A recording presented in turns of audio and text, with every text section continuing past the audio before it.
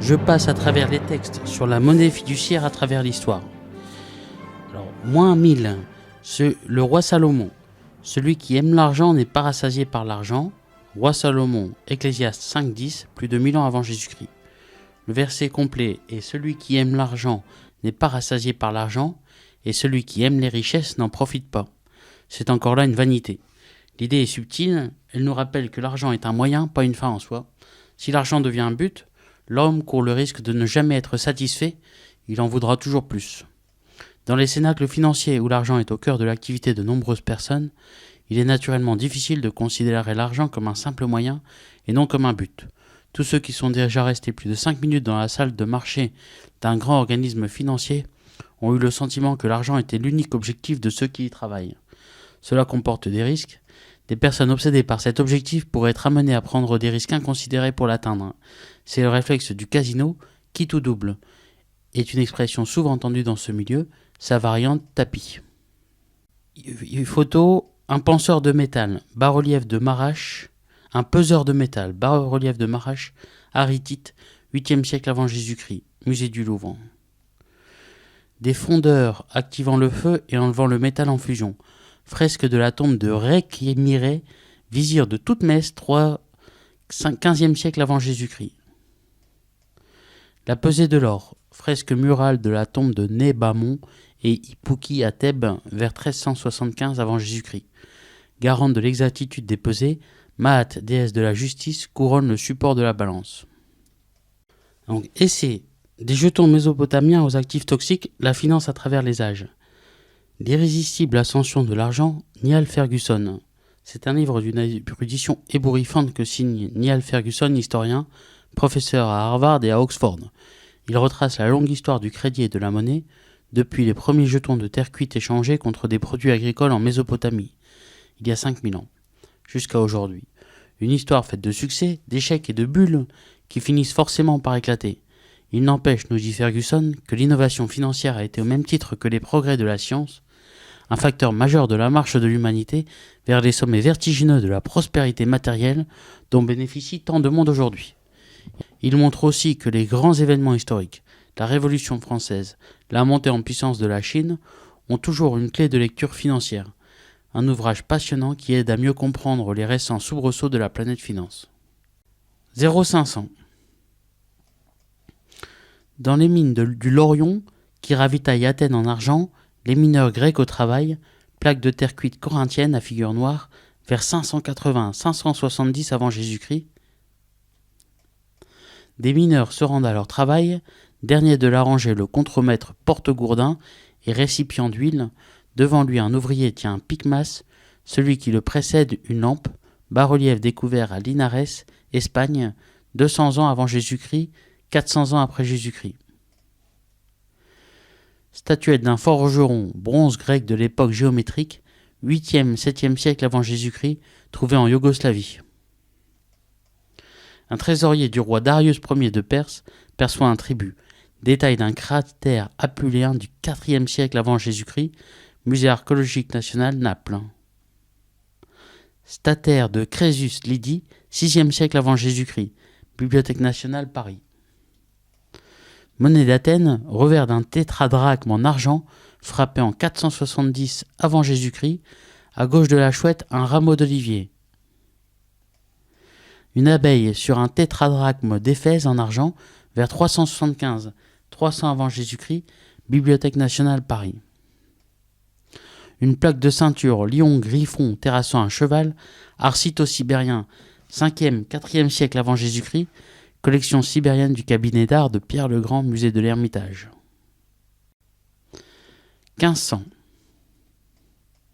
Les hommes de Cortés, débarqués au Mexique, sont reçus par les indigènes avec lesquels ils échangent des cadeaux. Peinture de Miguel González, XVIIe siècle. La caravane des frères Polo se dirige vers la Chine, la Legendi al Catayo vers Caté, représentée ici sur l'atlas catalan d'Abraham Cresque, 1375. Le jeune Marco Polo va découvrir une civilisation qui n'ignore pas la monnaie fiduciaire. Bibliothèque nationale Paris. Voici une monnaie végétale, le grand cane, fait dépendre pour noix encore escorce d'arbres qui semble chartreter par tout son pays. Miniature du livre des merveilles vers 1410. Les mines du Potosi au Pérou, aujourd'hui en Bolivie. En dépit de la légende, elles produisent plus d'argent que d'or. Gustave de Théodore de Brie, XVIe siècle. En Amérique, des esclaves importés de Guinée déversent devant les colons espagnols les pâtes aurifères extraites des grottes. Gravure de Théodore de Brie, XVIe siècle, Bibliothèque nationale Paris. Le lavage et le ramassage de l'or dans les Appalaches. Gravure de Théodore de Brie, d'après Jacques Lemoine de Morgue, 1564.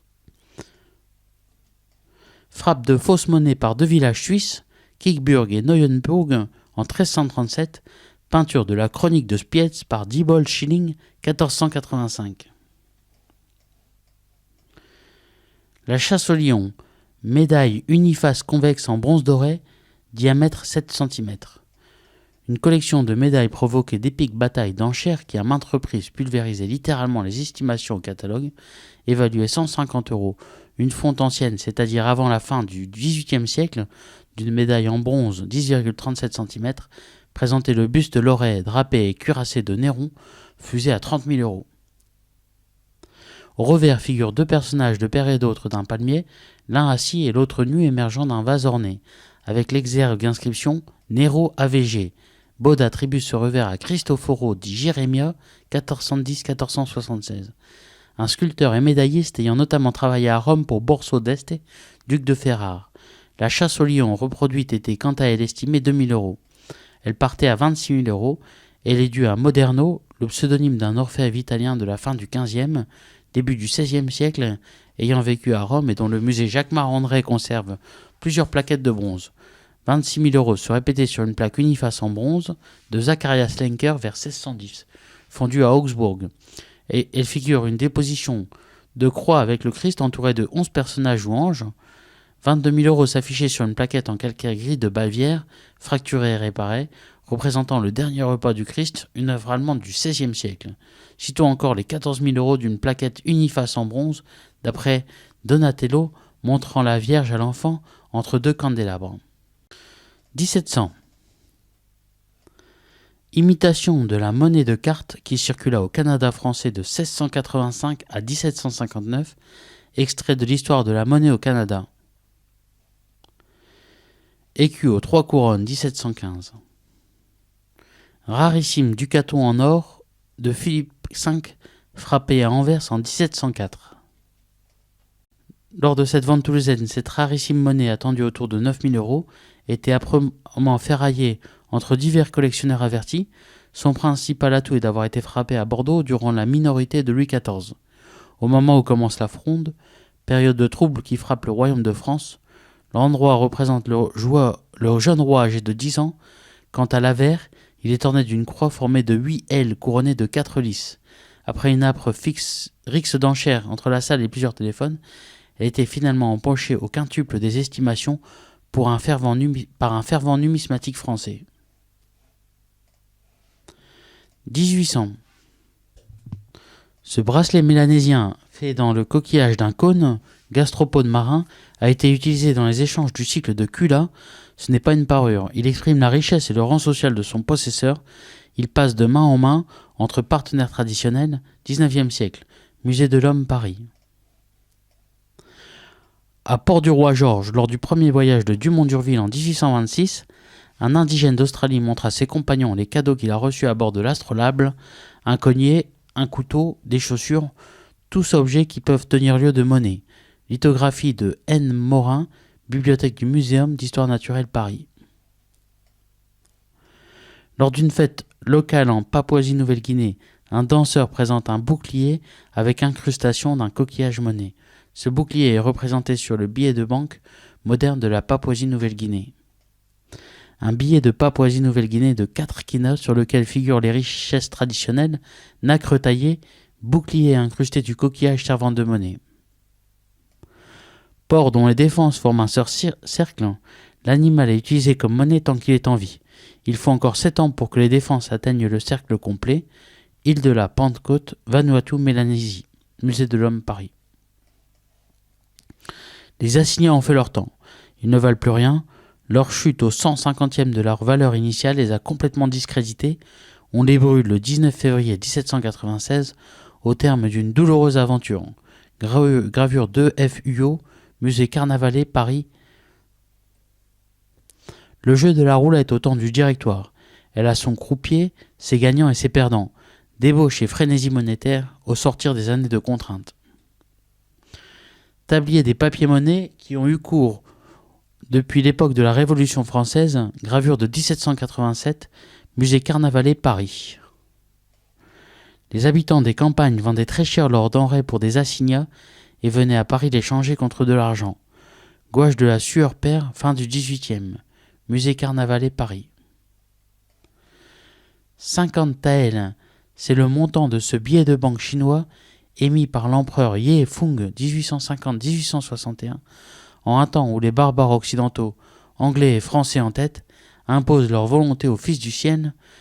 La coupure est encadrée de dragons, comme la Chine est alors encadrée d'Européens. 1849. Une photo des Mounties, les policiers du Yukon. Photo d'un bar à Skagway, Alaska, la rue vers l'or. Dawson City, 1897, rue vers l'or. Klondike, 1897, le port, rue vers l'or. Un chercheur d'or, Rebellion Leader, Louis Riel. Une mine d'or. Un 49ers, un chercheur d'or des années 1849. Une mine au Japon, travaille aux antipodes, une civilisation du bambou, souci des lignes et des ombres. Un camp de chercheurs d'or en Australie, mêmes instruments, mêmes gestes, même fièvre, National Library of Australia, Sydney. Un camp de 49ers en Californie, c'est ainsi qu'on appelait les chercheurs d'or venus du monde entier, dans les années 49, tenter leur chance en Californie. Lithographie de Curie-Yves, fin du 19e. En Afrique du Sud, des ouvriers à l'entrée d'une mine d'or de la Gold Mining Company, 1888. La ruée vers l'or, un grand film. La ruée vers l'or est non seulement le plus grand film de Chaplin, mais encore le plus amusant, dit-on, qu'il ait tourné. Ce film est un grand spectacle et les scènes dramatiques et tendres alternent pour le plus grand plaisir des spectateurs. Australie. Itinéraire de découverte en gris, mine d'or découverte vers 1851 en noir et progrès du peuplement, flèche noire. 1900. Alors, l'argent, une histoire morale. Morale, l'histoire de la monnaie, assurément et presque par définition, dans la mesure même où elle appartient à l'histoire des mœurs, mais morale aussi de ce fait que, tout au fil des temps et par la vertu de l'instrument monétaire, les bons sont récompensés et les méchants punis. Les bons, ce sont ceux qui savent en user sagement, les souverains, qui émettent de la monnaie loyale, les États qui en gèrent la fabrication et la circulation avec habileté, les citoyens qui la respectent sans tourner les lois et les usages, les méchants qui sont ceux qui traitent la monnaie comme un moyen de fausser le jeu de l'économie, de satisfaire les besoins des finances, qu'il s'agisse de la chose publique ou de leur ambition privée, ceux qui trichent avec le poids ou le titre des pièces, avec le cours d'échange, avec le billet des banques d'émission.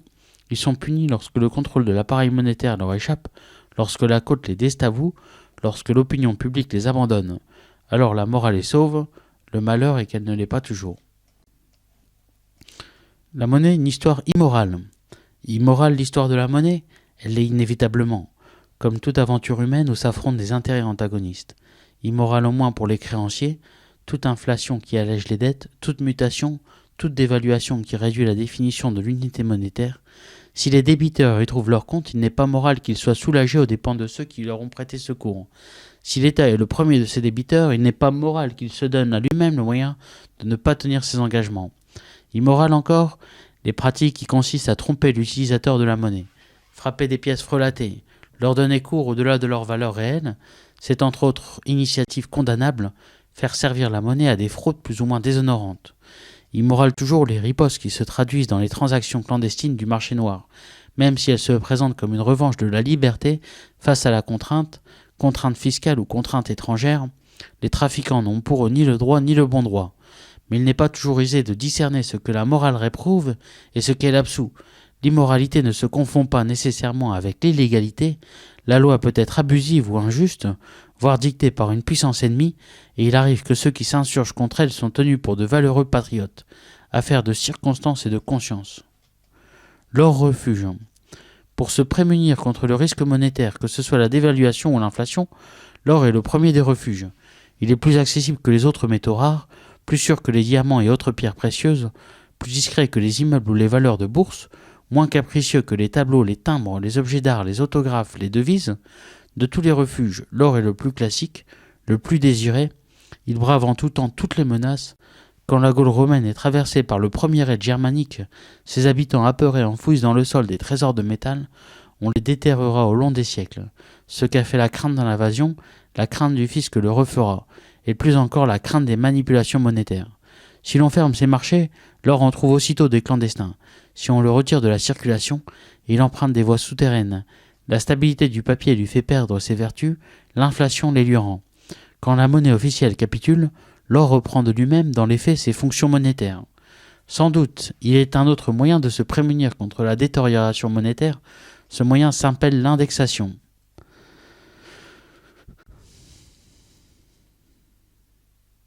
Il consiste à transformer un revenu fixe en revenu mobile en le rattachant à une valeur sûre, ou présumée telle. Indexer, ce n'est plus combattre l'inflation, c'est traiter avec elle. On indexe tout sur tout, les salaires, les prêts, les contrats, les loyers.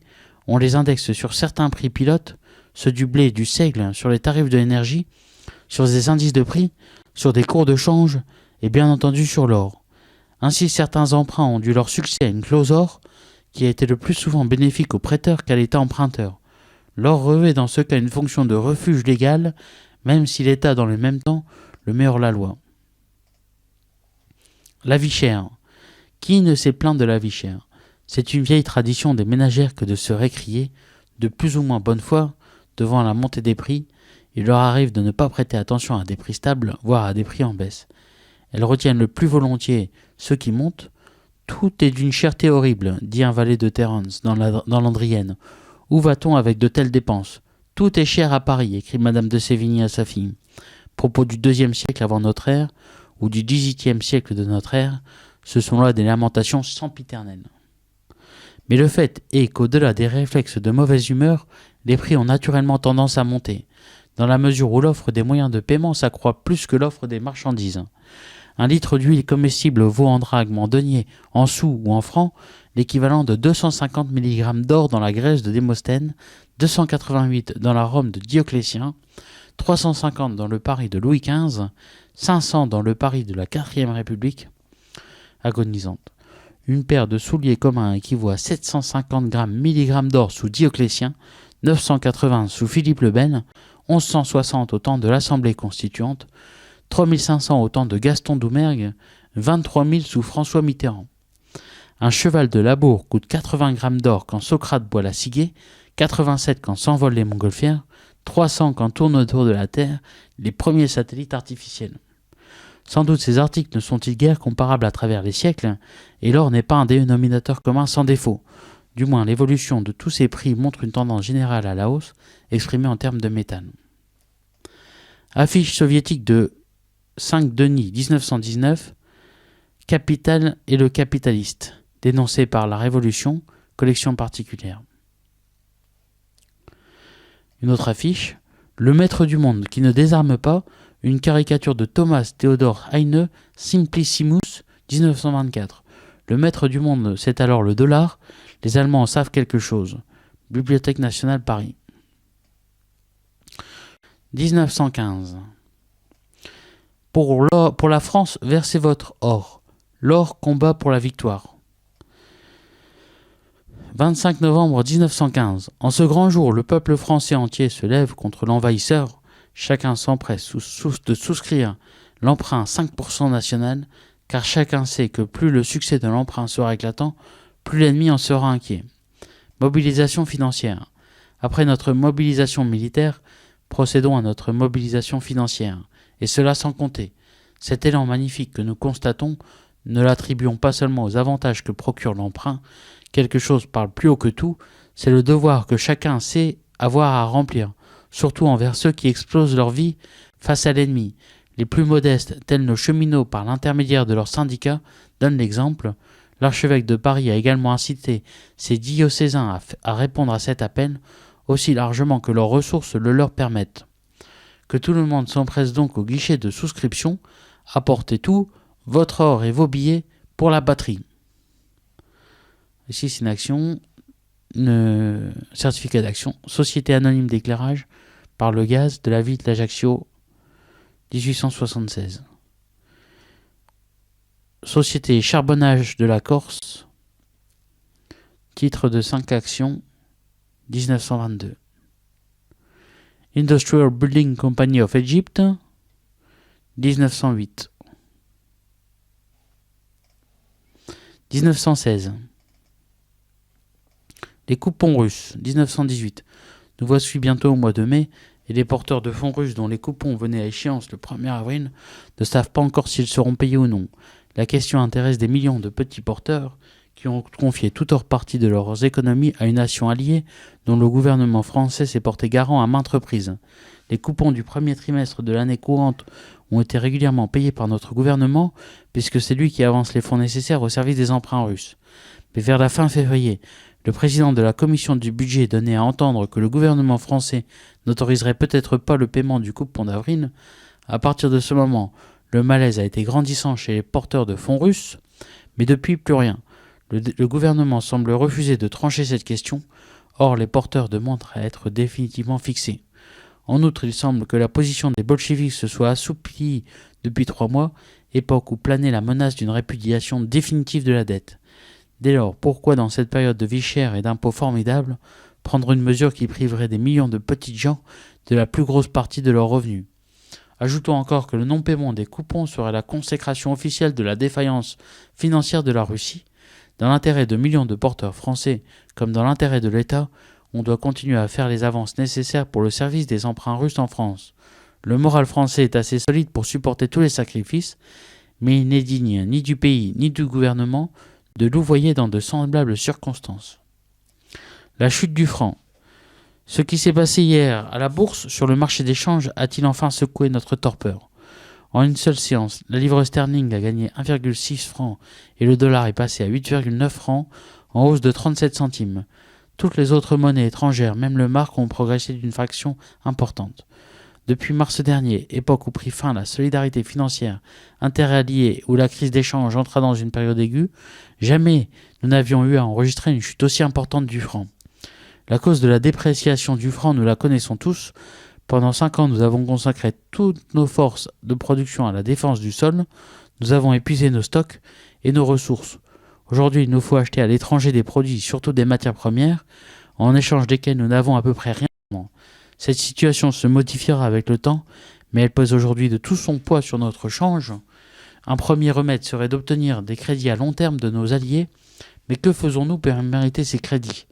Nulle part nos amis ne trouvent cette volonté d'effort qui témoignerait d'une résolution bien arrêtée de remonter la pente où la guerre nous a entraînés.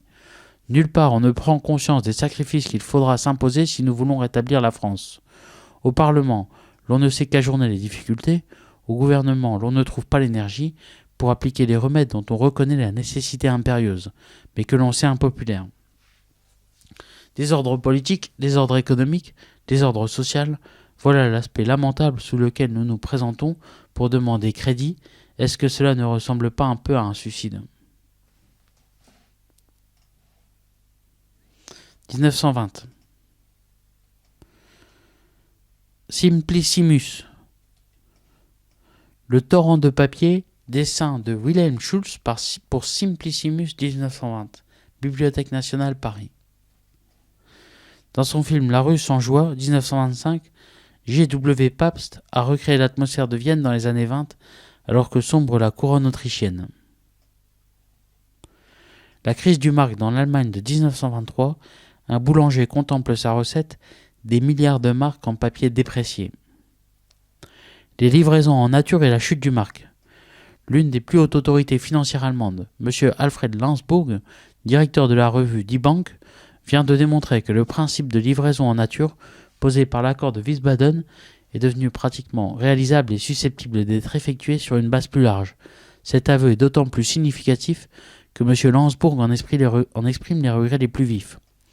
Pour le financier allemand, tant que l'obligation pour l'Allemagne de réparer se traduisait par des paiements importants en liquide, il n'y avait pas de doute qu'elle se serait retrouvée rapidement déchargée du poids des réparations.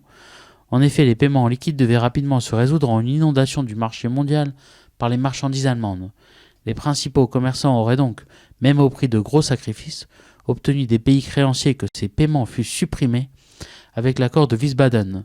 L'Allemagne a indiqué à ses créanciers le moyen de verser des sommes considérables sans gêner ni le bénéficiaire du paiement ni le marché mondial.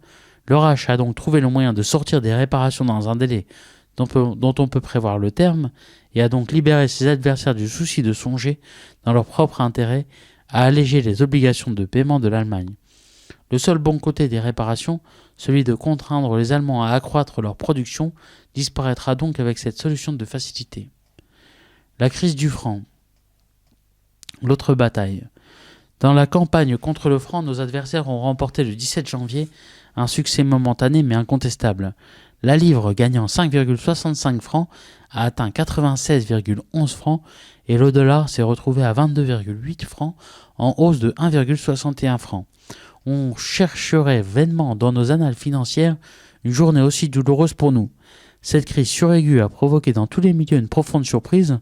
Pourtant, aux yeux des gens clairvoyants, la crise était fatale. Seule échappait la prévision de la date à laquelle elle se produirait.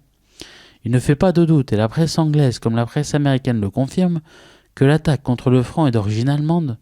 Les documents sont là pour le prouver. Ruiner la France pour la forcer à changer de politique et à évacuer la Ruhr. Voici le mot d'ordre. Voilà le but, avec la calomnie pour moyen. Mais nos adversaires doivent le savoir. La France n'évacuera la Ruhr qu'après paiement. L'attaque est politique, mais il faut veiller à enlever à nos adversaires et à nos amis vigilants et curieux la possibilité de critiquer justement nos finances. Il faut équilibrer le budget de nos dépenses recouvrables sans emprunt et par des ressources normales. Équilibrons notre budget de réparation. Pour cela, le monde, habitué à nous admirer, attend de nous une marque de force disciplinée, un sacrifice que les Français sont prêts à accepter et que la Chambre a trop retardé. 1928. Poincaré 1928. Poincaré réinvente le franc. En plein marasme, la France invente le franc à 4 sous. La Troisième République française aura été bornée par 2 des 3 guerres franco-allemandes. Née sur les décombres de la défaite française et la capture de Napoléon III, elle s'échouera dans la honteuse collaboration de Pétain, bâtie sur le refus du régime autoritaire du Second Empire. Ce régime politique aura traversé 70 ans avant de mourir sous les relents totalitaires du lobby pro-allemand, pourtant baptisé à Sedan, décédé en octobre à Montoire lors d'une poignée de main de Pétain à Hitler. Cette Troisième République aura traversé 2 périodes très distinctes. C'est en 1928 que le franc s'effondre, le président Poincaré le stabilise et le dévalue de 80%. La presse raille cette faillite monétaire qui qualifie le franc de franc à 4 sous.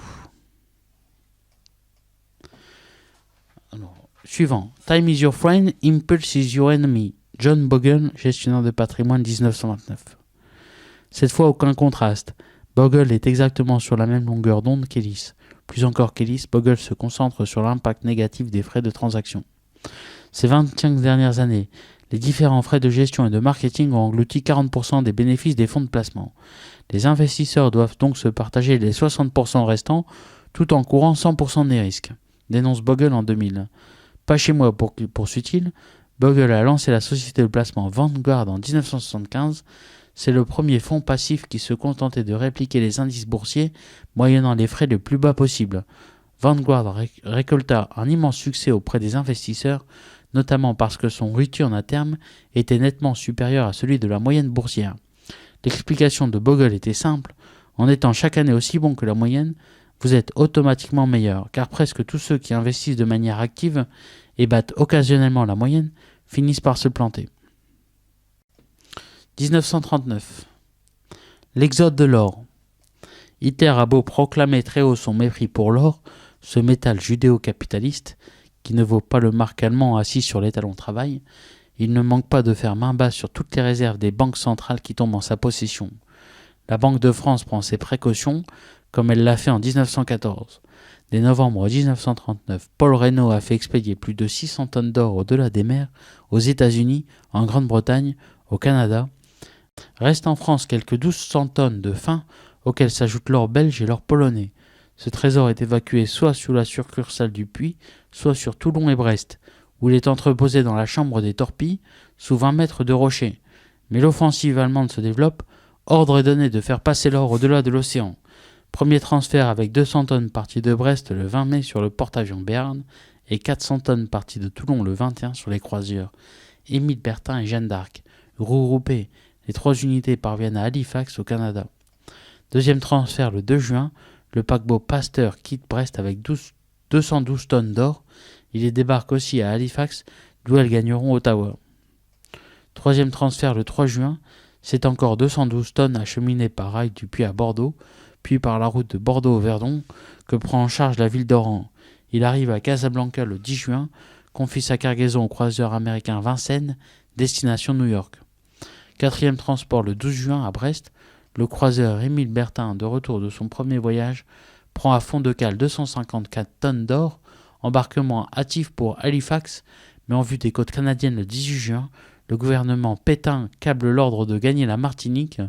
Entreposé dans des casemates à Fort-de-France, l'or y restera durant tout le conflit.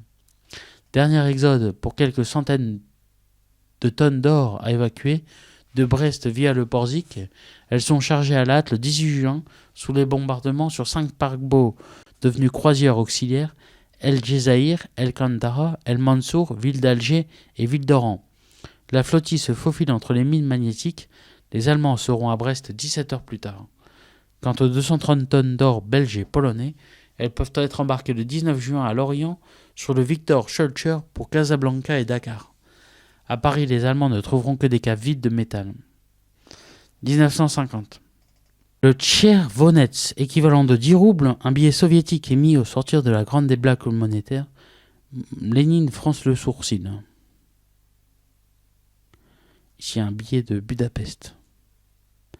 La grande inflation hongroise de 1946, record du monde de toutes les inflations, des billets libellés en milliards de pengouès et bientôt en milliards de milliards. Dévaluation du franc et accord de Bretton Woods.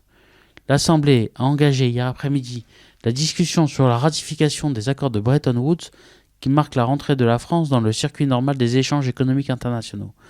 M. Pinault, rapporteur général de la Commission des finances, a affirmé en entrant dans le vif du sujet: il faut que la France produise plus qu'elle ne le fait pour réduire ses importations et fournir ses marchés d'exportation. Seule solution capable de rétablir l'équivalent de notre balance commerciale, mais pour exporter, il faut que nos prix de revient ne soient pas supérieurs aux prix mondiaux. Voilà pourquoi nous avons été obligés de dévaluer. M. Pleven a à son tour rappelé que nous devions recourir à de larges crédits étrangers. Cela a mené le ministre à parler des accords de Bretton Woods, dont il a exposé le mécanisme en faisant ressortir l'importance de l'attribution faite à la France d'un siège au comité exécutif. M. Pleven a par la suite déclaré que le nouveau cours du franc ne saurait modifier le niveau du prix de la vie. Le retrait des billets de 5 000 francs. Une foule faisait la queue dans la cour de la Banque de France pour échanger ses billets de 5 000 francs. Le gouvernement a décidé le blocage des billets de 5 000 francs et leur démonétisation. Cette mesure a profondément troublé l'opinion publique et a considérablement gêné commerçants, consommateurs, industriels et bien d'autres. Il faut tout d'abord assurer les petits porteurs. Dès lundi, ils seront remboursés intégralement et ne courent donc aucun risque d'être spoliés. Les gros porteurs, en revanche, verront sans doute leurs billets recensés. On notera leur nom et leur adresse. Et toute somme supérieure à un chiffre qui reste à déterminer sera convertie en bons ou en rente. Cette mesure gouvernementale correspond tout d'abord au désir des autorités de suspendre les thésoriers, les thésauriseurs, au moment où ils ont dû convertir en billets une partie de leurs économies, du fait de la baisse de l'or et des devises étrangères au marché parallèle. Après la dévaluation et le projet de marché libre de l'or et des devises, mais il s'agissait aussi de diminuer momentanément le pouvoir d'achat des consommateurs et de provoquer une baisse des prix, ainsi que de paralyser le marché noir, qui trouvait dans les billets de 5 000 francs un moyen de paiement facile. Cette opération s'inscrit à la suite du prélèvement exceptionnel récemment mis en œuvre pour éponger l'excédent du pouvoir d'achat. Une telle mesure sera évidemment impopulaire. Il est cependant impossible de ne pas souligner le côté courageux de la politique du gouvernement. sans pour autant préjuger du bien fondé de celle-ci. 1960. Les mésaventures du franc lourd. Exprimés en franc léger et en franc lourd, les fruits et légumes d'un marchand et l'art, la nouvelle monnaie entre difficilement dans les mœurs. Le franc lourd reste encore invisible sous forme d'espèces sonnantes et trébuchantes. Mais tel l'Arlésienne, il a déjà fait beaucoup parler de lui. C'est ainsi qu'à l'hôtel Port-Royal, nous avons assisté à une petite scène aussi amusante que significative. Un client, pour régler sa note, venait d'établir un chèque en francs légers. L'homme aux clés d'or lui fit courtoisement remarquer son erreur, sur quoi le client se mit en devoir de faire un second chèque en nouveaux francs. Là, cela n'allait pas tout seul. Après avoir biffé et raturé, il perdit patience, déchira le deuxième chèque et sortit son portefeuille. « Tenez, dit-il au portier, je vais vous payer en espèces. » Côté commerce, comme si de rien n'était, les clients payaient en francs légers et la monnaie leur était rendue de la même façon. Nous avons fait mine de nous en étonner devant un épicier. Une nouvelle monnaie, nous avait remarqué ce philosophe, c'est comme une langue étrangère, ça ne se prend pas en un jour. Sur les doubles étiquettes, partout épinglées, la dimension des chiffres légers écrase encore ceux de la nouvelle monnaie. Dans l'esprit de tout le monde, visiblement, 20 sous c'est encore 100 francs. Cela semble aller de soi et ne souffrir aucune discussion. Qu'on dise 1 franc, qu'on dise 100 francs, estime devant nous un buraliste, c'est blanc bonnet et bonnet blanc. La conclusion de tout cela est facile à tirer. La nouvelle monnaie ne pourra vraiment entrer dans les mœurs que lorsqu'elle sera largement en circulation. Attendons. 1970. Août 1969. Après 15 mois de retard, il faut payer l'addition de mai 68. On dévalue pour la première fois sous la 5e République. Mais les Français sont blasés. C'est plutôt la stabilité de la monnaie qui les étonnerait. Sur la plage de la Garoupe, au grand soleil de la côte, ils ne s'émeuvent guère de la dévaluation du franc. Un traveler chèque de 50 écus, dévaluation du franc de 12,5%. Une dévaluation est un constat sans gloire. Le franc n'a pas pu résister aux conséquences financières, économiques et politiques des événements de mai 68 et des crises spéculatives qui ont suivi. La stabilité monétaire est un dogme de la 5e République à ses débuts. Il appartient désormais au passé.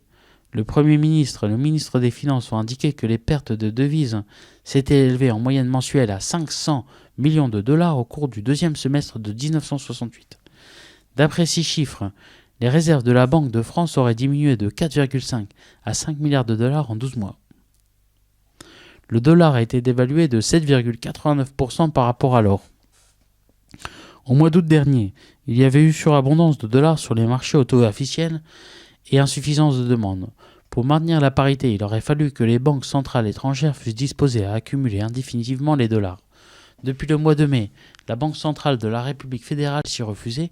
Il ne restait d'autre cours que la dévaluation du dollar. Mais on ne dévalue pas le dollar comme on dévalue le franc ou même la lire. Dans le système monétaire d'hier, et peut-être de demain, le dollar tient une place hors du commun. Toutes les parités monétaires étaient remises en question le jour où la valeur du dollar devenait objet de spéculation. À Rome puis aux Açores, les Américains avaient accepté à la demande européenne d'une dévaluation du dollar par rapport à l'or. Il s'agissait donc pour les Européens non d'obtenir cette dévaluation mais de la limiter. Le compromis de Washington donne aux négociateurs américains à peu de choses près ce qu'ils souhaitaient en fait de parité monétaire. Il n'en résulte pas que les Européens aient subi une défaite. Il s'agit d'un compromis qui marque la fin du premier acte. La convertibilité du dollar en or ne serait évidemment pas rétablie. Les 10 ont finalement isolé l'accord sur le réalignement monétaire des problèmes de fonds, négociations commerciales et rôle du dollar, droits de tirage spéciaux. Ils ont fait le pari que cet accord spectaculaire et partiel changerait le climat économique et dissiperait la crainte d'une dépression. Les Américains se réjouissent et les Européens ne prennent pas le deuil. Pourquoi en aurait-il autrement ? L'essence des relations entre les uns et les autres, c'est un mélange de coopération et de compétition. Aux Açores et à Washington, la coopération l'a emporté, tant mieux. Le dollar a moins de 4 francs, l'inquiétude grandit. La baisse du dollar, elle est due à des raisons psychologiques. Voilà ce que disent tous les jours le chancelier Schmitt, Raymond Barre, une demi-douzaine de grands banquiers suisses et tous les experts américains pour évoquer le caractère outrancier du fléchissement du dollar. Que signifie cette explication d'un glissement de 15 mois entrecoupé d'affaissements prononcés ? Essentiellement que le prix du dollar est sans rapport avec la valeur des marchandises et des services que l'on peut obtenir aux États-Unis, que le dollar est extrêmement sous-évalué en termes de pouvoir d'achat, comme le découvrent les grands groupes étrangers qui profitent de l'occasion pour s'implanter en Amérique. Mais personne n'aime à compléter ce jugement juste en disant que du point de vue technique, le dollar a les plus grandes raisons de fléchir encore. C'est très simple. Le dollar est la première monnaie de réserve, mais ceux qui hésitent à vendre du dollar de peur de concourir à déprécier leurs immenses avoirs, et c'est le cas des pays de l'OPEP, ne tiennent pas à accroître davantage leur stock de devises américaines. Au fur et à mesure de leur rentrée, alimentée par des ventes de pétrole, ils cherchent à acquérir de l'or et des devises plus sûres, tels le yen, le mark, le franc suisse. Cette diversification modérée pèse sur le dollar et rend d'autant moins vraisemblable une remontée spontanée. 1983. L'once d'or à 550 $, 600 $ cette année, prévoit la banque Louis Dreyfus le 16 février 1983. La hausse de près de 10% de l'or métal en janvier a les mêmes raisons essentielles que la hausse qui avait eu lieu en juin-septembre 1982, estime la banque Louis Dreyfus dans son dernier bulletin, c'est-à-dire la baisse du dollar contre les monnaies fortes qui s'explique par le déficit important de la balance commerciale des États-Unis, la baisse des taux d'intérêt dans le monde, le risque géopolitique en Europe du fait de l'incertitude des élections législatives du 6 mars en Allemagne, l'aggravation de l'endettement extérieur des pays d'Amérique latine et des pays de l'Est, ainsi que les risques importants pesant sur le système bancaire international. Enfin, l'échec de la conférence de l'OPEP le 24 janvier, la baisse du pétrole à 28-29 $, voire selon les spécialistes à 25 $ le baril, devrait avoir des répercussions multiples globalement favorables pour les économies occidentales, mais défavorables pour certains pays comme le Mexique et pour certains secteurs liés à l'énergie. A l'opposé, poursuit la banque, la baisse du pétrole a pour conséquence un accroissement du risque de certains pays pétroliers, augmentant la vulnérabilité du système financier international. Des ventes d'or possibles par les pays de l'OPEP et par l'URSS qui est un important exportateur de pétrole. Compte tenu de ces divers facteurs, la plupart des prévisions des experts sont redevenues positives sur l'or et ceux-ci considèrent que le métal a retrouvé son caractère de valeur refuge. Une publication très suivie par les opérateurs en métaux précieux, The Aden Analysis, prévoit un prix de l'once d'or de 650 $ à 700 $ cette année. La banque Louis Dreyfus reste donc fondamentalement positive sur l'évolution de l'or métal en 1983, prévoyant une hausse aux alentours de 550 $ à 600 $ l'once. Les mines d'or sont devenues vulnérables. Tandis que l'or métal passait de 297 $ en juin 1982 à près de 500 $ aujourd'hui, soit 168% de hausse, l'indice FT des mines d'or est passé pendant la même période du niveau 180 au niveau 675, soit une hausse de 270%. Autrement dit, le rapport de sensibilité entre l'or et les mines a été de 1 à 4, alors qu'il est généralement de 1 à 2. Au niveau actuel, les rendements des mines avoisinent 6% sur la base de 500 $, 8% sur une estimation de l'or à 550 $ et 12-13% sur 650 $. La banque Dreyfus considère qu'au cours actuel, les mines d'or anticipent des niveaux du métal bien supérieurs à 500 $ l'once et sont devenues vulnérables sur tout retournement possible du métal à court terme.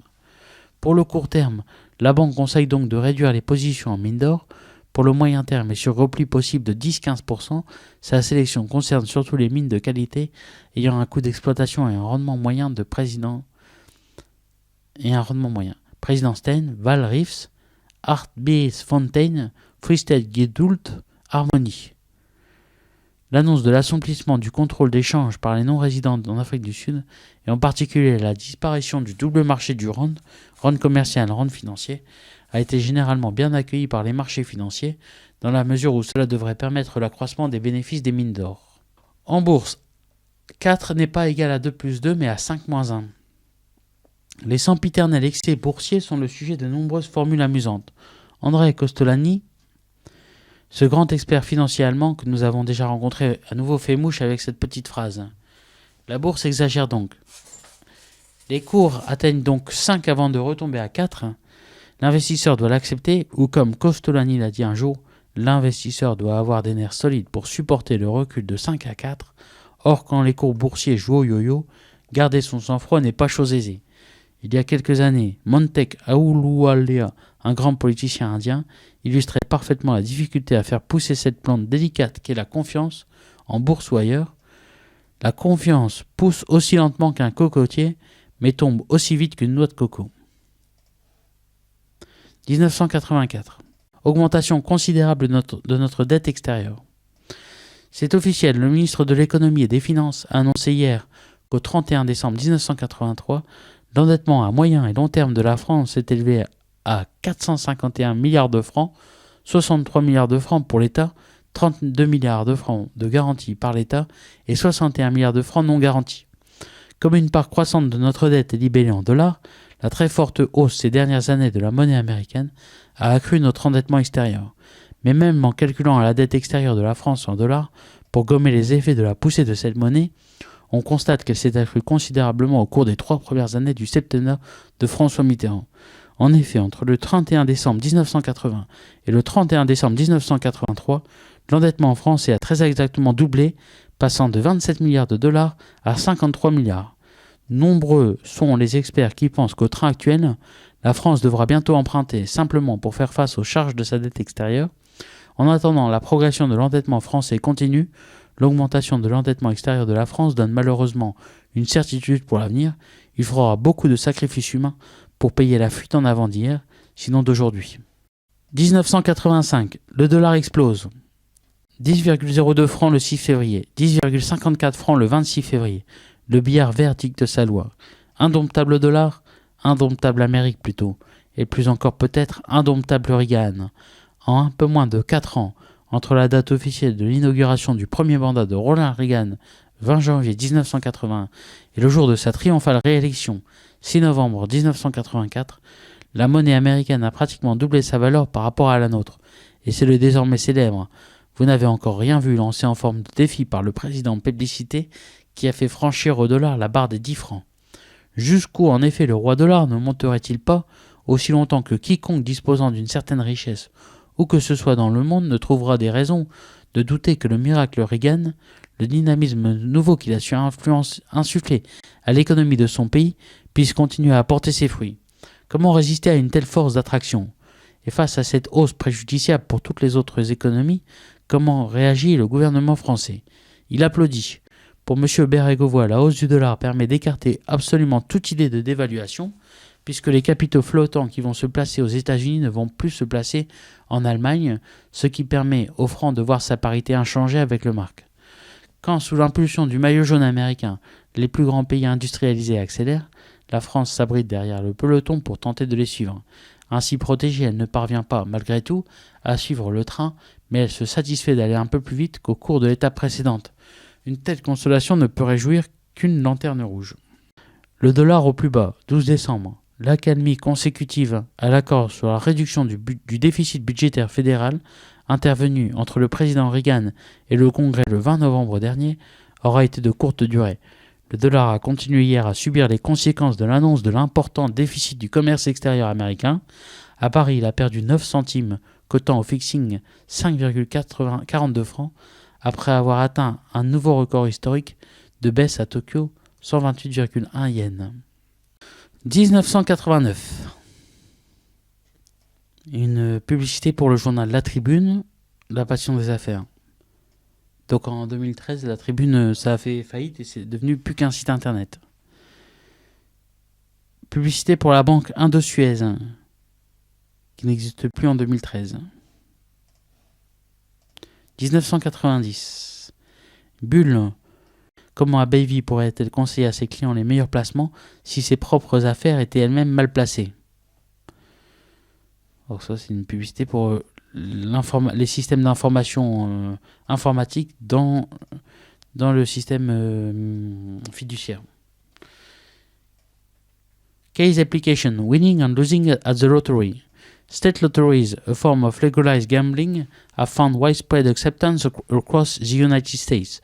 The first officially sponsored state lottery took place in New Hampshire in 1963.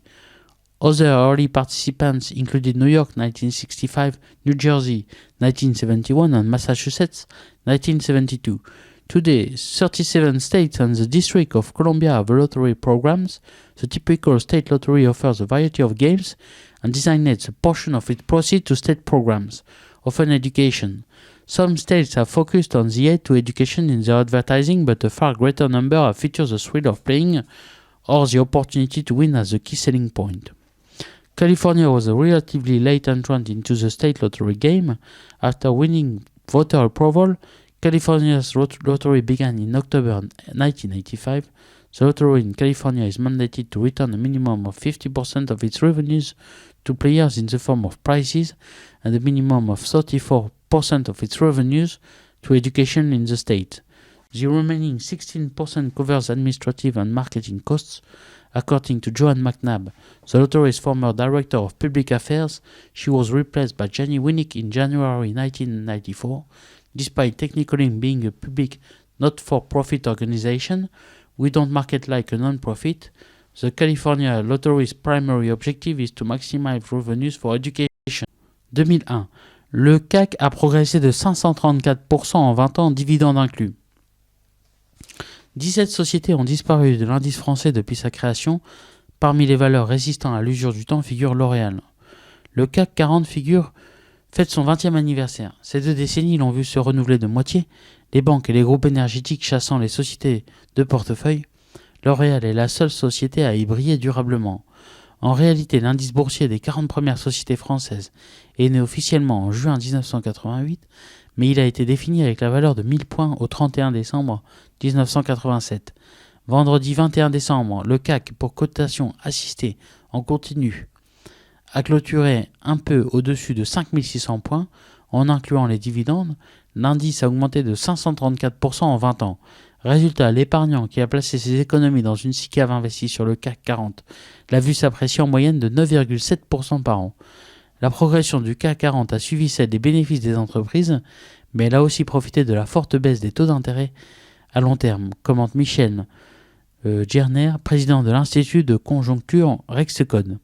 Alors que le poids des services dans l'économie française a beaucoup progressé en 20 ans, les services et l'industrie se partagent à parité le CAC 40, comme en 1987, note l'économiste. Cet équilibre masque cependant de profondes transformations avec la disparition au sein de l'indice de 17 sociétés, dont les 7 dites de portefeuille présentent dans une multitude d'activités. Le CAC 40 les a troquées contre 3 banques et 4 sociétés liées au secteur de l'énergie, dont Vallourec et Alstom, ainsi que les 2 géants du secteur public, EDF et GDF. L'entrée des privatisés. Les sociétés privatisées ont fait une entrée en force, c'est la principale évolution, même si à la fin 1987, une bonne partie d'entre elles étaient déjà là, comme Saint-Gobain ou la Société Générale, souligne Michel Didier. Autres promus, France Télécom, BNP Paribas, Renault et le fabricant de puces STMicroelectronics, qui a offert au CAC 40 sa seule trajectoire météorite en multipliant son cours par 20 en 6 ans après son entrée en bourse en 1994, afin d'en reperdre très vite les 3/4. Plus régulier, le leader mondial des cosmétiques L'Oréal a multiplié son cours par 14 en 20 ans. Aux États-Unis, Microsoft a cependant fait mieux en multipliant le sien par 108 sur la même période. Un indice boursier se renouvelle et ce 109 vient des sociétés en plus forte croissance que les autres, ce qui dope la progression sur le long terme, explique Michel Didier. En 20 ans, la valeur du Dow Jones américain a ainsi gagné 482%, tandis qu'en Europe, la meilleure performance revient à l'indice finlandais HEX, plus 690%, porté par l'émergence de Nokia, dont le cours a été multiplié par 270 entre l'automne 92 et la fin 99. Gérard Augustin Normand, président de Richelieu Finance, déplore que le CAC 40 soit trop sensible aux modes du moment. En 2000, en pleine bulle Internet, le poids d'Alcatel, France Télécom, Vivendi et TF1 était démesuré. Aujourd'hui, ce sont les banques et les sociétés liées à l'énergie qui pèsent trop lourd, renchérit Bertrand Lamiel chez B Capital. Go for a business that an idiot can run, because sooner or later an idiot is going to run it. Peter Lynch, grand investisseur, 1944. Nous n'en avons pas encore fini avec Peter Lynch. Dans ses classiques boursiers, Learn to Earn, One Up on Wall Street et Beating the Street, il met l'accent sur la patience et la sobriété. Restez simple. N'investissez jamais dans une idée que vous ne pouvez pas illustrer à l'aide d'un crayon. Notre citation 45 est une autre manière de dire la même chose. C'est d'ailleurs un point commun entre Lynch et Warren Buffett. Lorsque j'envisage un achat, ma première et dernière question est « Est-ce que je comprends l'entreprise ?» Autrement, puis-je m'imaginer où elle se trouvera dans 5 ou 10 ans, a dit un jour Buffett. Ce que Lynch n'a jamais fait, acheter l'action la plus en vogue du secteur le plus en vogue, qui fait l'objet des commentaires les plus élogieux. Buffett non plus. Et ce qu'il a toujours fait, rester prudent et ne pas se montrer trop actif sur le marché. Je trouve incroyable que certaines personnes réfléchissent 2 heures avant d'acheter un frigo, mais puissent investir des montants beaucoup plus élevés en une minute. 2002. Baisse du dollar. La guerre monétaire a commencé. Dans la bataille que les entreprises se livrent pour tenter de vendre leurs produits dans le plus grand nombre de pays, le taux de change fait souvent office d'arme fatale. Et les grands pays industriels sont aujourd'hui en guerre, non pour hisser leur devise le plus haut possible, mais au contraire pour l'affaiblir au maximum. Une guerre se prépare-t-elle sur le marché des changes ? La situation monétaire actuelle a en tout cas des allures de veillée d'armes. Le dollar est à son niveau le plus faible depuis 16 mois face à l'euro. Il est retombé à ce cours de janvier 2000 vis-à-vis du franc suisse. Il a aussi perdu plus de 7% face au yen depuis le début du mois d'avril. Ces turbulences s'accompagnent de signes de nervosité croissante chez les dirigeants économiques internationaux qui multiplient petites phrases et commentaires. L'évidence monétaire qui prévalait depuis plusieurs années, un dollar toujours fort, toujours plus fort, les autres devises faibles, toujours plus faibles, est aujourd'hui remise en cause. Comment l'expliquer et faut-il redouter cette instabilité nouvelle ?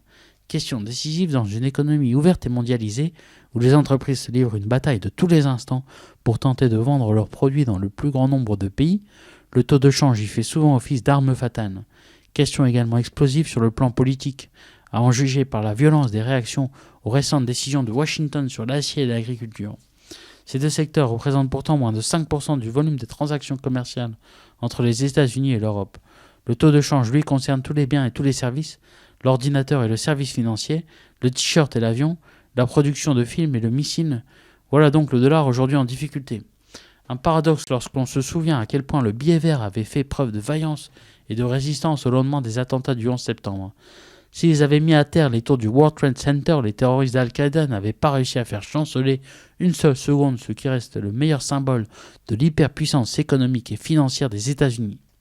Un paradoxe aussi lorsqu'on sait à quelle vitesse et avec quelle aisance l'économie américaine est sortie d'une récession dont beaucoup d'experts précisaient qu'elle serait terrible. Le PIB a progressé de 5% en rythme annuel au premier trimestre. Certains font aujourd'hui la fine bouche et doutent de la solidité de la reprise, d'où selon eux la déception des investisseurs et le reflux du dollar. L'explication n'est pas entièrement convaincante, même si les récentes statistiques publiées outre-Atlantique semblent indiquer un léger ralentissement de l'activité.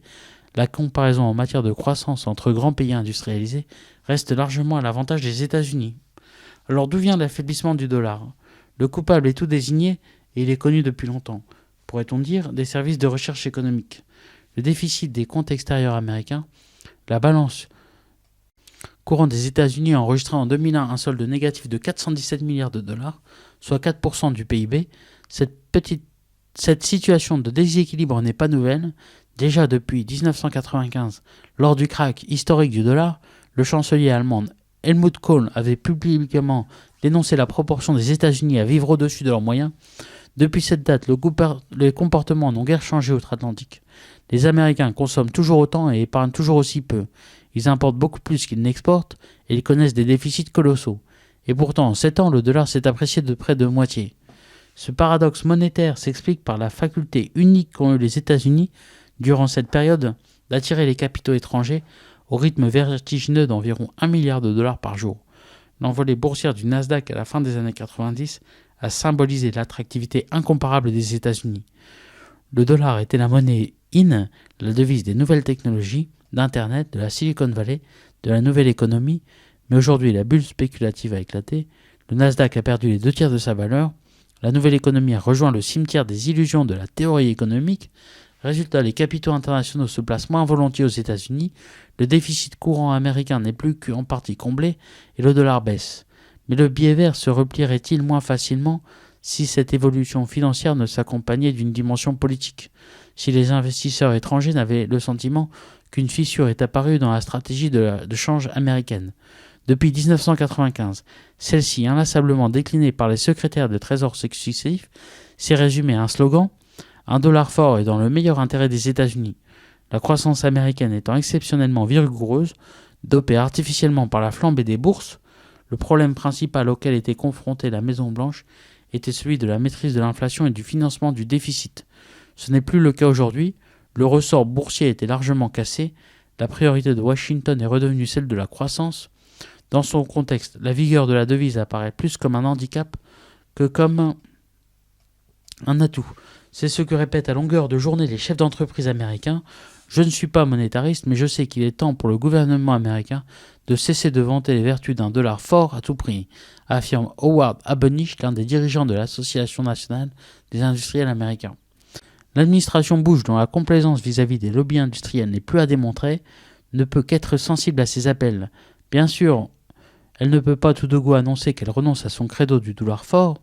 Elle sait qu'une rupture aussi brutale provoquerait des mouvements de capitaux violents et déstabilisateurs, confirmant implicitement l'impossibilité d'un tel aveu public. Mr. O'Neill aime à répéter que le jour où il aura quelque chose à dire sur le taux de change, il aura un stade pour l'annoncer. La Maison-Blanche étant institutionnellement contrainte au silence, c'est la Réserve fédérale américaine, FED, qui semble aujourd'hui chargée de faire comprendre aux marchés financiers qu'une baisse du dollar serait la bienvenue. Sa liberté de parole est d'autant plus grande qu'officiellement elle n'a aucune responsabilité en matière de taux de change. Dès la mi-mars, le président de la Fed, Alan Greenspan, soulignait que les pays qui empruntent la voie du déficit extérieur connaissent immanquablement des difficultés, et cela va nous arriver. Le dollar avait frissonné. Quelques jours plus tard, c'est le président de la Réserve fédérale de New York, William McDonough, qui soulignait que le dollar était surévalué en termes de pouvoir d'achat par rapport aux autres grandes devises. Le billet vert avait cette fois fléchi. Difficile de croire à une double gaffe. Plus certainement faut-il songer à une habile entreprise de communication monétaire de la part de l'administration américaine, visant à opérer avec douceur mais fermeté un revirement de sa politique de change. Le problème est que, au moins autant que les États-Unis, l'Europe et le Japon ont aujourd'hui intérêt à posséder des monnaies faibles pour stimuler leur reprise économique. Ce besoin commun, par définition impossible à satisfaire, signifie que ces trois zones géographiques sont de fait d'ores et déjà en guerre monétaire. Le vainqueur ne sera pas celui qui parviendra à hisser sa devise le plus haut possible, mais au contraire à l'affaiblir au maximum. Les Européens partent pour cette bataille avec un double handicap, celui de ne pas posséder de porte-parole monétaire officielle. Les ministres des Finances contestent que M. Duisenberg puisse tenir ce rôle, et celui surtout de ne pas maîtriser aussi bien que les dirigeants américains l'art subtil d'influencer, sans en avoir l'air, les marchés, pour ne pas dire de manipuler les cours. Fort Knox. Nulle part au monde il n'est autant de lingots d'or qu'à Fort Knox, ou à la Federal Reserve Bank à New York. Les voici, ces lingots standardisés dans un beau désordre. 2010, la bulle de l'or. L'or n'est la dette de personne. En effet, l'on oublie souvent que l'or n'est pas une valeur refuge, ni une relique barbare. Mise à jour ici de quelques billets sur l'or publiés sur le blog Market Makers, Les Échos. Alors ici j'ai un tableau avec le cours de l'once d'or en 2010. L'or n'est la dette de personne. En effet, l'on oublie souvent que l'or n'est pas une valeur refuge, ni une relique barbare, mais possède pour principe pas la propriété que personne ne refusera jamais de vous l'acheter. Il a toujours un prix faible, fiable et transparent, j'allais dire honnête, à l'inverse d'autres valeurs, papier-monnaie, obligations, dette souveraine. Si vous avez investi dans le métal jaune, vous n'aurez à courir après personne pour l'échanger contre une autre valeur. De nos jours, où l'or est acheté pour copier les banques centrales vendant le papier-monnaie de leurs voisins, et elles demandent livraison physique. L'or s'impose lorsque le banquier central dispose. Le marché de l'investissement en or reflète le niveau de confiance et il est, depuis quelques décennies, le lieu d'une bataille entre pros et anti-pièces et lingots d'or. Une propagande négative serait contrecarrée par une contre-propagande positive. Rares sont les lobbies s'exprimant publiquement pour ou contre un sous-jacent avec autant de véhémence. Pourquoi ? Parlez-en avec un analyste et il a de grandes chances qu'il confirme le mal nécessaire de l'investissement or. C'est un investissement trop simple, brutal, trivial, une insulte à la fertilité financière. L'or n'aide pas la croissance mondiale, il ne contribue pas à l'industrie et au progrès. En dehors du luxe et de petites applications électroniques, l'investisseur en or est vieux et dépassé, disqualifié des marchés financiers mondiaux. Il a utilisé son joker, il est sur la touche, hors course, en dehors du jeu, en temps mort, saturé d'Edgar Poe. Les érudits favorables à l'or sont des prophètes d'une fin d'un monde, guerre, surpopulation, dépression, crise, inflation. Sa valorisation est hautement spéculative. Comprenez qu'elle ne repose que sur peu de choses. Elle aurait même une couleur politique, compte tenu de sa relation inversée de fait avec celle du dollar qui lui-même se déprécie ou s'apprécie en fonction de la politique du locataire de la Maison Blanche. Un psy vous dira que l'or flatte votre cerveau reptilien. A contrario, quelques entreprises minières ici et là dans le monde sont très soucieuses des cours de l'or qui guident leurs résultats. L'échangeur apprécie les variations qui encouragent les échanges et créent les marges. C'est de la vraie économie. Les trackers et autres ETF ne sont pas des produits que pour retraités. Les banques centrales qui se respectent n'ont pas encore vendu leur or, d'autres en rachètent. L'investisseur professionnel apprécie cet actif particulier au même titre que les autres métaux précieux, c'est-à-dire la dette de personnes. Les ETF, ce sont les banques centrales du particulier avec aux commandes lui-même. D'un côté, investir dans de l'or, c'est stérile et réservé aux autorités monétaires.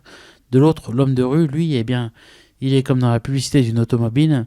Cette pièce d'or, elle lui plaît, même s'il n'a pas de famille nombreuse, s'il ne part pas en week-end, s'il ne cherche pas à séduire, s'il n'en a pas besoin, mais posez-lui la question, il vous dira « je la veux ». Dernier élément, pourquoi le platine ou bien le palladium ne remplace-t-il pas l'or ? Il existe des pièces, des lingots, des ETF pour ces deux métaux précieux. À l'inverse de l'argent métal et de l'or, ils n'ont jamais connu un rôle monétaire ou bien de réserve. Une exception à une époque en Russie. Ils ne sont pas rodés à cet exercice. Vendriez-vous vos Napoléons contre des koalas australiens en platine ? Les Échos, 11 mars 2010, La mécanique des bulles.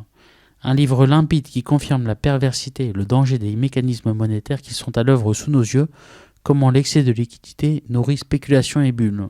La liquidité incontrôlable, qui va maîtriser la monnaie mondiale, par Patrick Artus. Les moyens mis en œuvre pour conjurer la crise actuelle entraînent l'économie mondiale vers d'autres crises encore plus dévastatrices, parce qu'ils aggravent le principal danger qui la menace, l'excès de monnaie. Sur ce sujet complexe, voici un petit livre limpide et solidement argumenté, dont les auteurs, l'un directeur de la recherche de Natixis, l'autre journaliste, avait déjà publié avant le crash quelques ouvrages prémonitoires. Le total des liquidités mondiales est passé entre 1988 et 2008 de 8 à 19% du PIB de la planète. Brièvement interrompue par la crise, cette hausse a repris de plus belle depuis un an. Elle est alimentée par deux sources, l'accumulation des réserves de change des pays émergents et les politiques monétaires menées par les banques centrales des pays riches.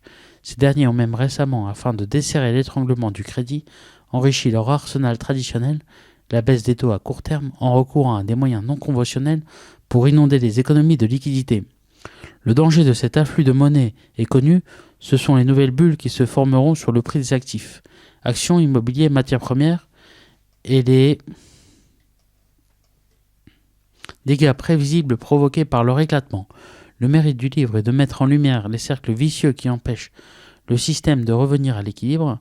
Ainsi, chacun reconnaît aujourd'hui que le maintien obstiné de taux d'intérêt durablement inférieurs au taux de croissance de l'économie politique dont le grand inspirateur fut l'ex-président de la Fed, Alan Greenspan, a été la source d'un endettement pathologique qui a nourri l'emballement spéculatif. Aujourd'hui, les banques centrales sont confrontées à un dilemme. Leur arme anti-spéculation devrait être un durcissement des politiques monétaires, mais elles s'abstiennent de l'utiliser de peur de casser la reprise. Or, on le constate depuis quelques mois, comme lors des précédentes crises, les bulles commencent à réapparaître avant même que la croissance reparte. Outre les risques qu'elles créent, elles entravent l'économie réelle en drainant de nouvelles liquidités vers la spéculation. Autre mécanisme auto-entretenu, le déficit extérieur américain accroît les réserves de change des pays émergents. Celles-ci sont converties par les pays excédentaires, la Chine principalement, en achat d'obligations américaines, ce qui fait baisser les taux d'intérêt sur le dollar, donc stimule la demande aux États-Unis et accroît leur déficit extérieur. Un scénario présenté comme une utopie. Où se trouve la sortie de crise ? Les auteurs ne croient pas au retour de l'inflation, les économies des pays riches étant loin d'utiliser à plein leur capacité, puisque le danger se trouve dans l'évolution des prix et des actifs. Ils préconisent de fixer aux banques centrales la mission de les contrôler en fixant un objectif de croissance du crédit pour compléter ou remplacer l'objectif d'inflation et en imposant aux banques des ratios prudentiels différents selon la destination des crédits qu'elles accordent, pour prévenir notamment les bulles immobilières. Mais la vraie solution consisterait en une concertation internationale englobant les politiques économiques des principaux pays pour limiter les déséquilibres des balances extérieures, grands responsables de la liquidité incontrôlable. La conclusion de l'ouvrage présente ce scénario comme une utopie, ce qui explique sans doute le pessimisme de son titre. L'or, éternelle valeur refuge. Pour profiter de la hausse des cours, les investisseurs ont le choix entre l'or physique ou l'or papier, taux d'horizon. L'once d'or, 31 grammes, dépasse 1500 $.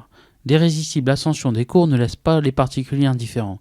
Certains cèdent leurs bijoux démodés ou cassés, d'autres en revanche investissent dans ce métal précieux dont les cours, qui ont déjà été multipliés par 7 en 10 ans, pourraient atteindre les 1600 $ d'ici à la fin de l'année, selon le cabinet GFMS. L'or peut être un refuge en période d'inflation. C'est un actif complémentaire pour un portefeuille diversifié et dynamique, conseille Luc Lefer, responsable des gestions privées chez BNP Paribas. Généralement, il ne doit pas représenter plus de 5% d'un portefeuille. L'investissement ne génère pas de revenus, mais seulement une possible plus-value à la revente. Comment investir dans l'or ? En achetant des pièces ou des lingots ou de l'or papier. Depuis 2005, il est en effet possible d'investir dans l'or ou l'argent sans se soucier de conserver ces métaux précieux en lieu sûr. Il est en effet possible d'acquérir des certificats. Ces produits cotés sur Euronext sont émis par des banques comme la Société Générale ou BNP Paribas et ils répliquent les cours des métaux cotés à Londres. Les certificats seront logés dans le compte titre ou l'assurance vie, mais ils ne sont pas éligibles au PEA. Leurs frais de gestion sont généralement faibles, 0,3%. Il existe un risque de change puisque les certificats sont cotés en euros mais sont indexés sur des métaux cotés eux en dollars. Les cours de l'or gagnent plus de 6% depuis le 1er janvier, mais ils baissent de près de 3% en euros. En ce moment, les investisseurs ont plutôt intérêt à se couvrir contre le risque de change, car la baisse du dollar face à l'euro pénalise l'investissement, estime Olivier Gentier, responsable produit de Bourse France à la Société Générale. Certains certificats, baptisés Quanto, offrent cette possibilité avec des frais de gestion supplémentaires. Il existe aussi des Exchange Traded Commodities, ETC, plus risqués. Ces obligations zéro coupon suivent le cours de l'or, mais elles n'offrent pas de garantie contre les effets de change. L'or, valeur refuge ou délire collectif. Des pharaons d'Égypte aux empereurs romains, des rois médiévaux aux conquistadors espagnols, des princes mongols aux dynasties chinoises, en passant par tous les joailliers et monnayeurs qui les ont servis, les êtres humains ont toujours entretenu une relation atavique avec l'or. On peut se demander pourquoi. Pour David Moon, organisateur de soirées new-yorkaises, l'or est chaud, c'est une couleur qui fait du bien. Et si vous avez été assez malin pour investir avant la montée des cours, dans ce qu'on appelait dans l'Antiquité les larmes du soleil, vous devez être assez fier de vos talents d'investisseur. Le prix de l'once a presque doublé en 2 ans et a même dépassé les 1400 $ en octobre. Mais on a beau parler de prix record, lorsque l'on prend l'inflation en compte, le cours actuel est loin des sommets de jadis. Comme l'a récemment souligné David Leonard dans nos colonnes, le vrai record a été fixé il y a 30 ans, quand l'once a atteint 2387 $ actuels, soit 70% de plus que les 1400 $ du 30 novembre à la clôture. L'idée selon laquelle l'or est plus cher que jamais s'inscrit dans le cadre d'un discours plus général qui ne colle pas non plus avec les faits, à savoir que l'inflation est une menace imminente, écrivait David Leonard. Cette crainte est alimentée par la Réserve fédérale qui a annoncé l'impression de 600 milliards de dollars qu'elle injectera dans le système bancaire. Cette démarche incite James Grant, auteur de Money of the Mind et rédacteur du bimensuel Grant's Interest Rate, observeur à en appeler un retour à la simplicité. Les économistes peuvent bien s'émouvoir, ce dont le monde a besoin aujourd'hui, c'est du retour à l'étalon or classique en place de 1880 à 1914. Aucun système monétaire ne l'a jamais égalé, écrivait-il dans le New York Times. Il explique qu'il serait plus facile de faire confiance à un marché qui fixerait une valeur relative au dollar en fonction du cours du métal précieux, plutôt qu'à une petite armée de docteurs en économie de la Réserve fédérale, actuellement chargée de décider de la politique monétaire. Comme l'écrit le journaliste financier du Times, Floyd Norris, la montée en flèche de l'or reflète avant tout de désarroi face à l'état actuel de l'économie mondiale et à la conclusion que les élites qui la dirigent ne savent pas ce qu'elles font. Les bureaucrates anonymes qui prennent des décisions susceptibles d'influer sur le cours du monde peuvent représenter des dangers imprévus, mais ce n'est rien en comparaison de ceux auxquels sont confrontés les marchands d'or irakiens en première ligne d'un conflit interreligieux. Cette année, les cambriolages dans les bijouteries irakiennes ont occasionné la mort de plus de 40 personnes. Fin octobre, des hommes armés de lance-roquettes ont attaqué le plus grand marché de l'or de Kirkouk, tuant 10 personnes et en blessant 10 autres. Certains bijoutiers ferment le plus tôt ou changent constamment leurs horaires d'ouverture pour déjouer une éventuelle surveillance. D'autres n'imaginent pas passer à une autre activité et se résignent à leur sort. Que ferions-nous si nous vendons ? Demande Fad Al-Taï, 22 ans, dont le grand-père a commencé à vendre de l'or à Karbala et dont le père s'est installé à Bagdad. Nous ne savons rien faire d'autre, alors nous attendons la mort. L'or au sommet. La demande pour cette valeur refuge demeure soutenue. En août 1971, Richard Nixon, président des États-Unis, décide de supprimer l'indexation du dollar sur l'or. Cette indexation était en place depuis les accords de Bretton Woods en 1944. Le prix d'une once d'or était alors fixé à 35 $. En raison de l'inflation, de la hausse des cours du pétrole, de l'intervention soviétique en Afghanistan et de la révolution islamique en Iran, l'or grimpe à 850 $ l'once en janvier 1980. Après des chutes et remontées spectaculaires entre octobre 1999 et juin 2006, le métal jaune reprend lentement mais sûrement le chemin de la hausse.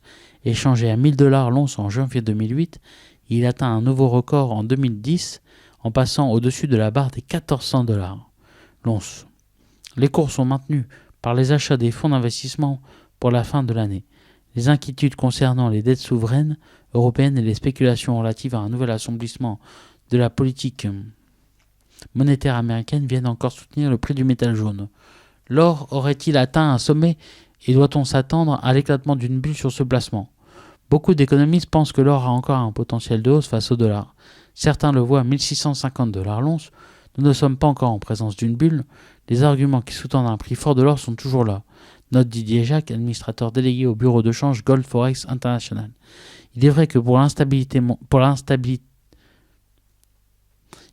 l'instabilité monétaire, la crise des dettes gouvernementales au sud de l'Europe et les risques d'inflation sans reprise économique assurés sont des facteurs positifs pour l'évolution du cours du métal jaune. Il apparaît plus que jamais comme une valeur refuge mais en montant en dents de scie. Les cours ont déjà parcouru une bonne partie du chemin dans un phénomène de rattrapage.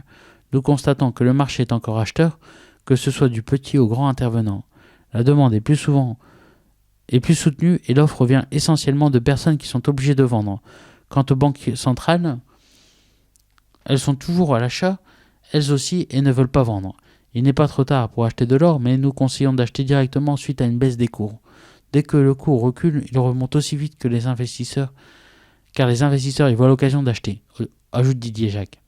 Actuellement, on ne voit pas d'argument qui sous-tendrait une chute rapide des cours. Tout semble positif pour ce métal. Les politiques monétaires, le dollar, la faiblesse de la zone euro et les risques d'inflation sont bien réels. Tant qu'on ne voit pas de sortie de crise, l'or se maintiendra. Cependant, à un moment donné, il faudra être prudent. 2012. Le marché des smart cards explose, par Véronique Guimard sur le blog des Échos. New Delhi en Inde. De nombreux pays qui ne disposent pas d'état civil ou de données fiables peuvent se doter de plateformes biométriques sécurisées. C'est dans le blog du Figaro. À côté des cartes de paiement et SIM, le marché de l'identité affiche des taux de croissance à 2 chiffres grâce au boom des technologies biométriques qui permettent de sécuriser les données personnelles. Des cartes à puces par milliard. Le monde est envahi par ces rectangles en plastique de toute taille qui portent des puces intelligentes. Les professionnels les appellent les smart cards. Le plus gros marché est celui des cartes SIM pour téléphone qui pèsent 2 milliards d'euros. Ensuite vient celui des cartes bancaires d'une valeur de 1 milliard d'euros. Il est très dynamique grâce à la migration de la carte à piste à la carte à puce.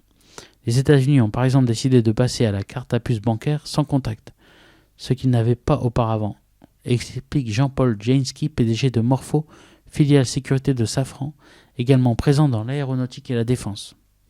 Double objectif. Au-delà, le troisième segment du marché, celui de l'identité, promet d'énormes taux de croissance dans les années à venir grâce au développement des technologies biométriques, collecte, traitement et gestion de données personnelles telles que les empreintes digitales, le scan de l'iris ou encore la photo 3D. De nombreux pays qui ne disposent pas d'état civil ou de données fiables veulent se doter de plateformes biométriques sécurisées. C'est le cas de l'Inde, du Brésil ou encore de nombreux pays africains. Pour les gouvernements, l'objectif est double, identifier précisément chaque habitant grâce à ses données personnelles, y attacher un numéro unique qui permet ensuite d'obtenir toute une série de documents, carte de sécurité sociale, passeport, permis de conduire, et d'accéder à des aides sociales ou des droits. Parallèlement, les pays où existent des états civils fiables souhaitent moderniser leur système ancien devenu obsolète. C'est par exemple le cas de la Chine, où dans chaque région, les habitants disposent d'une carte d'identité à reconnaissance faciale qui repose sur une technologie ancienne. Pékin a engagé une réflexion pour se doter d'un système d'attribution de cartes d'identité à l'échelle nationale et adopter les technologies biométriques, iris et empreintes digitales. Protéger son identité et ses données personnelles est devenu un défi pour les citoyens et les administrations. Passeport infalsifiable. Dans la récente affaire des vrais passeports biométriques réputés infalsifiables établis à partir de faux documents en France, le système de délivrance semble en cause plus que la sécurité des documents eux-mêmes.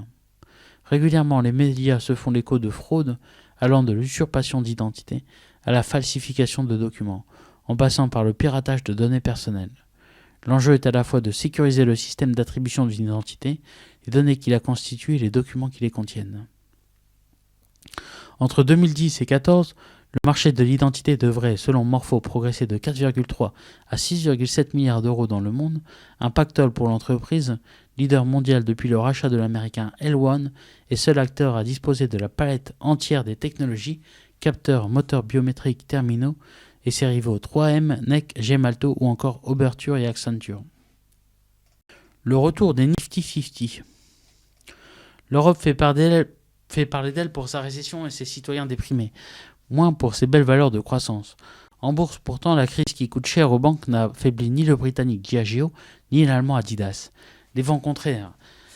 Ces groupes s'en accommodent fort bien, tout comme le néerlandais Unilever ou l'espagnol Inditex. Aux États-Unis aussi, dans les années 60, des valeurs sont devenues très populaires en surperformant largement le SP500 dans un contexte très morose. Ce sont les Nifty 50, 50 stars de Wall Street qui inspirent aujourd'hui les stratégistes de Morgan Stanley. De fin 64 à 72, ces PepsiCo, Procter & Gamble, IBM, Coca-Cola et autres Schlumberger dépassèrent en moyenne de 15% par an la performance du SP500, à calculer à la banque sur un échantillon de 33 d'entre elles. Leur secret ? Une progression forte et régulière de leurs profits, doublée d'une nette hausse de leur valorisation. Au pic de leur bulle au milieu des années 70, les Nifty 50 valaient 45 fois leurs bénéfices. La bourse et la conjoncture faite de croissance molle priment aujourd'hui les mêmes profils d'entreprise, celles qui présentent un bilan solide et une forte capacité à fixer leur prix, leur assurant une hausse régulière de leurs bénéfices. Les stratégistes de Morgan Stanley ont ajouté 2 critères de sélection, surexposition au marché émergent, sous-exposition à l'Europe occidentale et rendement du dividende, avant de dupliquer pour l'Europe une liste de Nifty 50+. Depuis 2008, ce panel de 64 valeurs dont Schneider, Total, LVMH, Edenred et EADS ont surperformé de 100% l'indice MSCI Europe, précise la banque, qui en attend plus. Le temps joue pour elle. Aux États-Unis, les crises pétrolières puis la folie Internet eurent raison du mythe qui entourait le club des 50. Néanmoins, 2 de ses membres, Walt Disney et McDonald's, ont inscrit cette année leur plus haut historique et une poignée d'autres n'en sont pas très loin. Les ménages s'enfoncent dans la spirale du surendettement. 150%, taux d'endettement des foyers coréens.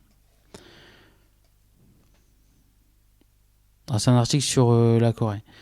Fin 2011, 50 000 restaurants de Séoul et des environs ont fermé leurs portes à l'heure du déjeuner. Du jamais vu.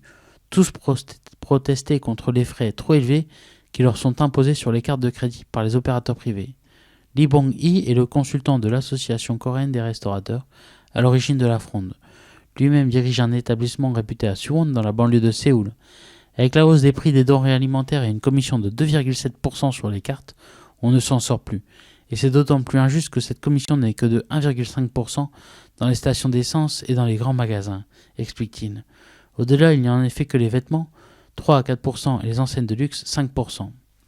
L'affaire serait sans importance si les Sud-Coréens n'utilisaient pas la carte de crédit absolument pour tout, même quand les sommes sont modiques, et les commerçants n'ont pas d'autre choix que de les accepter. Elles sont pratiquement imposées par les banques et les sociétés de crédit appartenant à Samsung ou à Hyundai. L'installation des terminaux nécessaires aux opérations est gratuite, effectuée par une filiale technique des banques. Officiellement, on ne nous oblige pas, mais l'administration nous conseille fortement de les utiliser, et si nous refusons, il existe une loi qui peut nous condamner à 1 an de prison et jusqu'à une amende de 100 millions de won, poursuit Lee Bong-hee. Distribution gratuite de cartes de crédit. Son association, qui regroupe 460 000 établissements, réalisant un chiffre d'affaires annuel de 70 000 milliards de won, entre 45 milliards d'euros, est loin de représenter la majorité des restaurateurs sud-coréens. Les non-membres, il le reconnaît volontiers, sont beaucoup plus nombreux.